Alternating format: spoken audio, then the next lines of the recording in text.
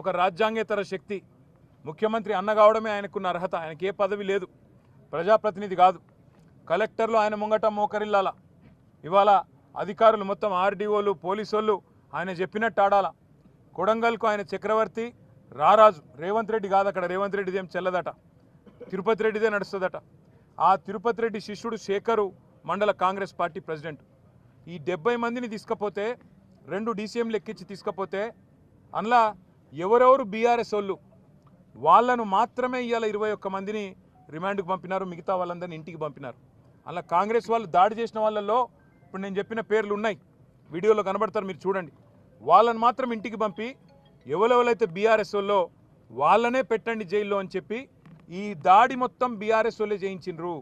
ఈ దాడి మొత్తం రాజకీయ దాడి, ప్రజలు చేసింది కాదు అనే ఒక కుట్ర ప్రభుత్వం చేస్తున్నది. అనుముల రేవంత్ రెడ్డి చేస్తున్నాడు, ఆయన అన్న అనుముల తిరుపతి రెడ్డి ఆ మండల కాంగ్రెస్ పార్టీ అధ్యక్షుడు చేస్తూ ఉన్నాడు.